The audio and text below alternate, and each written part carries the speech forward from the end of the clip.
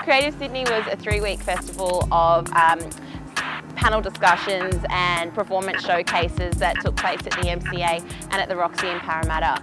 And it was all about showcasing the great creative work that's produced in Sydney and giving a platform to the creative producers to actually talk about the issues that affect them when they're trying to initiate new projects in Sydney.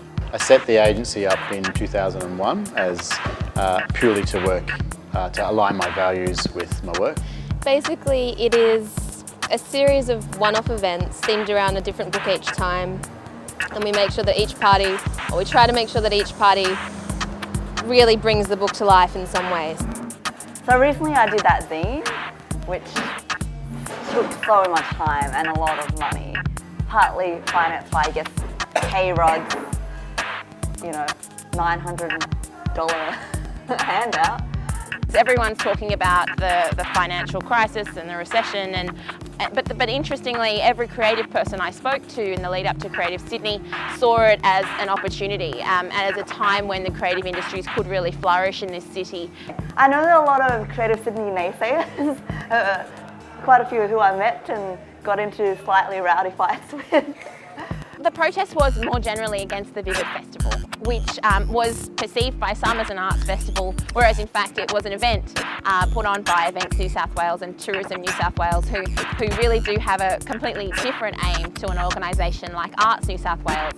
So the issue was from sectors of the arts community about funding from Arts New South Wales, which really is an entirely separate issue. I remember at 3 Minutes Sydney, one of the panellists, Mickey Quick, kind of took a little stab at the festival and said, no one's being paid to do this, and we all got asked. And 3 minutes is not a long time, and we all could have said no. For us, it was actually beneficial to have some of that debate brought into Creative Sydney, because it did raise the issue about where does funding come from. Does the state have an obligation to fund the arts?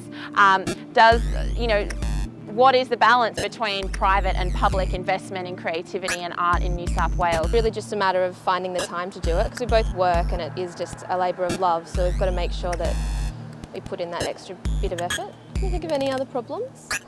The real estate issue alone is enough to cause projects to need to be commercial. Regulation doesn't help, and there's plenty of that, too much. So you have, things that would happen spontaneously just not happening. A lot of people recognise just how important the connection is between city planning and building a creative city. We did the Raise the Bar campaign in 2007, which changed small liquor licence laws in New South Wales, and in a 3-month campaign we were able to be a part of a larger thing, but certainly a significant part of the shift that occurred, and then the legislation was changed, so that was good. A lot of people just do stuff because they don't know the right way to do stuff. It's easier to put on a backyard show than to work out how do you hire a venue and how do you get council okay on this. It is easy to just go, I'm just going to throw one in my backyard. Just hope to create an event that people would want to come to, be intrigued by, and if they come, they felt welcome at and stimulated by it, and then would come again or tell their friends about it. I don't think there was any real strategy. We've just always tried to make something that we would want to go to, something we genuinely think will be fun, not just like the cool bands or the hot book or whatever. It's just whatever we think is going to work. Building an interesting and creative city where there are places to visit and interesting galleries, interesting performances going on, great filmmaking and theatre, all of those sorts of things actually contribute to the appeal of a city internationally. It's actually about the cultural fabric of society. You see it in cities all over the world where people are able to congregate, have conversations, culture develops, ideas develop, networks form, and political, social awareness occurs, and you see eventually over time a different type of culture. I think Sydney's always had a bit of an identity crisis when it comes to our creative culture and our creative industries. And we don't seem to know how to talk about ourselves in any other way, like Sydney on its own terms. It's always versus Hollywood or versus Melbourne or versus something else. You could sort of argue that, you know, we've had a little bit of a longer sleep here. There was a period where there was incredibly vibrant creative things happening in Sydney. You know, talked to people that were around in the 60s and 70s, and then it's sort of the commercial side of life kind of smothered it. We had about 8,500 people attend our sessions over the 3 weeks, which was a lot more than we ever expected. So it was a great sign that people are passionate about creativity in Sydney, and they're curious about creative culture here and about the products that are produced here.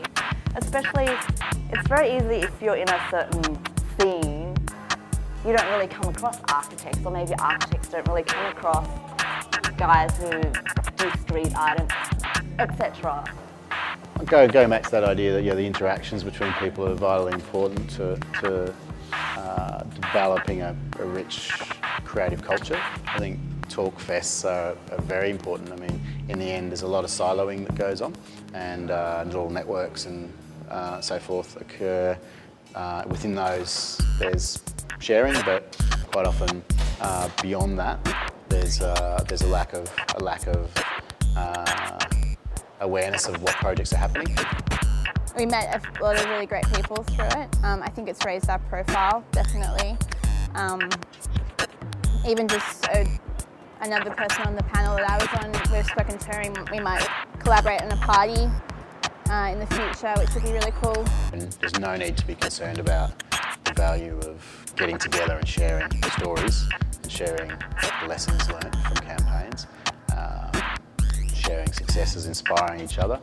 There's absolutely nothing wrong with that, and you know, if anything, we need more of that. You know, I don't think there's anything wrong, and certainly Sydney doesn't. You know, I think there's no fair criticism of Creative Sydney not filling a needed area. And I think when a festival is about ideas, that's when it really has a lot of energy. It's not about authors selling books or filmmakers winning awards. I mean, it's something that actually came up at Brian Eno's contribution to the festival. He talked about the fact that you're unlikely to have a genius. What's more likely is that you have seniors. You have a collection of people who contribute to new thinking and new ideas. And that's what we've got in Sydney. We have to stimulate connections and communities and get people to work together to achieve goals, not just working individually as they always have.